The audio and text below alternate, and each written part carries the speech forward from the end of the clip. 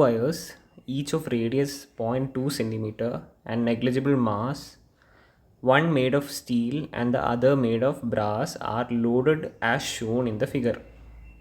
The elongation of steel wire is dash into 10 raised to minus 6 meter. Okay. So ഇവിടെ തന്നിട്ടുള്ള datas എന്തൊക്കെയാണ്? Datas ഒന്ന് radius തന്നിട്ടുണ്ട്. Radius is 0.2 centimetre. Okay, 0.2 സെൻറ്റിമീറ്ററിനെ മീറ്ററിലേക്ക് ആക്കുമ്പോൾ 0.2 multiplied by 10 raise to minus 2 metre. Okay, എന്തുകൊണ്ടാണ് മീറ്ററിലേക്ക് ആക്കിയത്? ഇവിടെ തന്നിട്ടുള്ള ബാക്കി എല്ലാ ഡാറ്റാസും മീറ്ററിലാണ്. ഓക്കെ, പിന്നെ അവസാനം ക്വസ്റ്റ്യൻ്റെ ആൻസർ ഇവിടെ പറഞ്ഞിട്ടുള്ളത് ക്വസ്റ്റ്യൻ്റെ ആൻസർ ഇവിടെ കൊടുത്തിട്ടുള്ള dash into 10 raise to minus 6 മീറ്ററാണ്. അതുകൊണ്ടാണ് റേഡിയസിനെ മീറ്ററിലേക്ക് മാറ്റിയത്. ഓക്കെ, സോ വേറെ എന്തൊക്കെയാണ്? റേഡിയസ് തന്നിട്ടുണ്ട്, ലെങ്ത് ഓഫ് സ്റ്റീൽ വയർ തന്നിട്ടുണ്ട്, length is equal to 1.6 metre. പിന്നെന്താ, പിന്നെ യങ്സ് മോഡുലസ് തന്നിട്ടുണ്ട് 2 into 10 raise to 11 newton per metre square. Okay, പിന്നെ ഗ്രാവിറ്റി തന്നിട്ടുണ്ട്, that is 10 metre per second square. Okay, ഇനി ഇവിടെ അപ്ലൈ ചെയ്യേണ്ട ഫോർമുല എന്താ? Delta L is equal to F L by A Y എന്ന് പറയുന്ന ഫോർമുലയാണ് ഈ ക്വസ്റ്റ്യനിൽ യൂസ് ചെയ്യേണ്ടത്. ഓക്കെ, ഡെൽറ്റ എൽ എന്താ? Delta L is extension. F എന്ന് പറയുന്നത് നമ്മൾ ഏത് വയറിൻ്റെ ആണോ എലോങ്ങേഷൻ കണ്ടുപിടിക്കുന്നത് ആ വയറിൽ ടോട്ടലായിട്ട് എത്ര ഫോഴ്സ് ആക്ട് ചെയ്യുന്നുണ്ട്, അതാണ് എഫ്. എൽ എന്ന് പറയുന്നത് ലെങ്ത് ഓഫ് ദ വയറാണ്. എ എന്ന് പറയുന്നത് area of cross section. Okay, and Y is Young's modulus. Okay, ഇനി നമുക്ക് ക്വസ്റ്റ്യൻ ഒന്ന് നോക്കാം. ക്വസ്റ്റ്യൻ്റെ അകത്ത് നോക്കുമ്പോൾ എലോങ്ങേഷൻ ഓഫ് സ്റ്റീൽ വയറാണ് കണ്ടുപിടിക്കേണ്ടത്.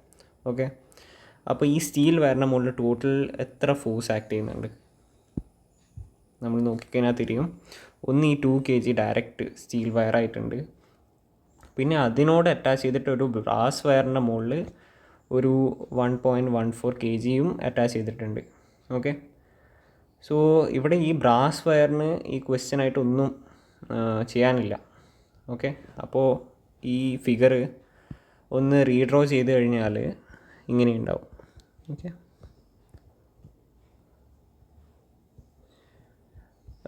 ഇത് സ്റ്റീൽ വയറാണ്. ഓക്കെ, 1.6 മീറ്റർ ആണ്. ടോട്ടൽ വെയിറ്റ് എന്ന് പറയുന്നത് 3.14 kg ആണ്. ഓക്കെ, അപ്പോൾ ഇതാണ് ആക്ച്വൽ ക്വസ്റ്റ്യൻ. അപ്പോൾ ഇതിൻ്റെ എക്സ്റ്റൻഷൻ ഡെൽറ്റ എൽ ആണ് കണ്ടുപിടിക്കേണ്ടത്. ഓക്കെ, അപ്പോൾ ഇവിടെ ഫോഴ്സ് എത്രയാണ്? ഫോഴ്സിൻ്റെ ഫോർമുല എന്താ? Force is equal to M G ആണ്. ഓക്കെ, അപ്പോൾ എം എത്രയാണ്? 3.14. ഓക്കെ, ഇൻറ്റു ജി എത്രയാണ്? ജി ക്വസ്റ്റ്യനിൽ പറഞ്ഞിട്ടുണ്ട് 10 ആയിട്ട് എടുക്കാൻ, 10.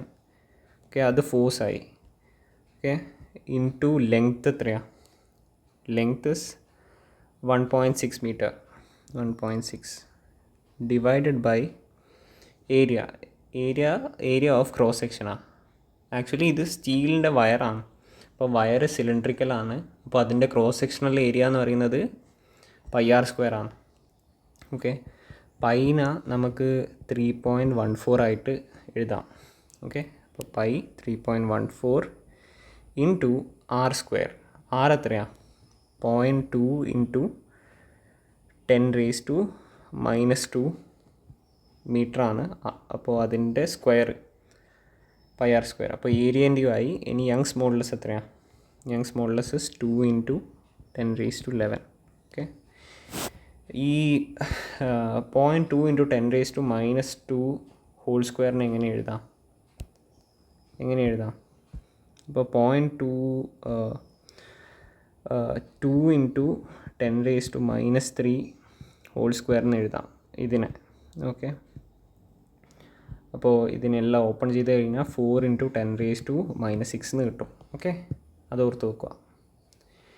ഇനി ഈ 3.14 കട്ടായി. ഈ 10 ഇൻറ്റു 1.6 എന്ന് പറയുന്നത് 16 ആവും. 16 ഓക്കെ ഡിവൈഡഡ് ബൈ ഈ 0.2 ഇൻറ്റു 10⁻² ഹോൾ സ്ക്വയറിന് എങ്ങനെ എഴുതാം? 4 ഇൻറ്റു 10⁻⁻6 ആയിട്ട് എഴുതാം. Okay into 2 into 10⁻11. ഓക്കെ ഇതിന് പവറെല്ലാം കട്ട് ചെയ്ത് കഴിഞ്ഞാൽ 16 ഡിവൈഡഡ് ബൈ 8 ഇൻറ്റു 10⁻5 എന്ന് കിട്ടും. ഇത് രണ്ടും കട്ടായി 2 ഉണ്ടാവും. അപ്പോൾ 2 ഇൻറ്റു 10⁻5 മീറ്ററിന് കിട്ടും. ഓക്കെ ഇനി ഇവിടെ ക്വസ്റ്റ്യനിൽ തന്നിട്ടുള്ളത് 10⁻⁻6. അപ്പോൾ 10⁻⁻6ൻ്റെ പവറിലാണ്. അപ്പോൾ -6 ആക്കാൻ വേണ്ടിയിട്ട് എന്താ ചെയ്യുക? ജസ്റ്റ് 20 ആക്കിയാൽ മതി. 20 ഇൻറ്റു 10⁻⁻6 മീറ്റർ.